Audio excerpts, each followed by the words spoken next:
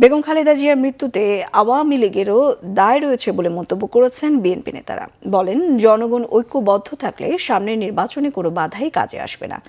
সকাল থেকে শেরেবাংলা নগরে বেগম খালেদা জিয়ার প্রতি শ্রদ্ধা জানাতে ঢল নামে সাধারণ মানুষের। সমাধিতে ফুলেল শ্রদ্ধা জানান তারা। বেগম খালেদা জিয়ার সমাধিতে শ্রদ্ধা জানান বিএনপির ভাইস চেয়ারম্যান শামসুজ্জামান দুদু।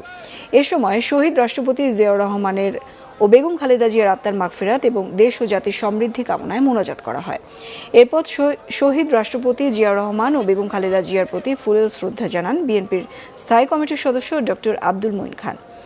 এ সময় ডক্টর আব্দুল মঈন খান বলেন, দেশ ও মানুষের জন্য কাজ করেছেন বলে মৃত্যুর 7 দিন পরেও বেগম খালেদা জিয়াকে স্মরণ করছে দেশের জনগণ।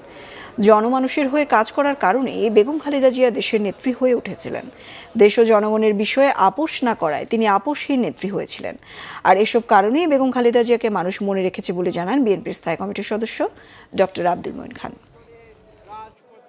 বাংলাদেশে বিভিন্ন রাজনৈতিক নেতৃত্ব যারা বিভিন্ন সময়ে নিজেদের ব্যক্তিগত অথবা দলগত সুযোগ সুবিধার জন্য তারা রাজনীতিতে বিভিন্ন সময়ে আপোষ করেছিলেন।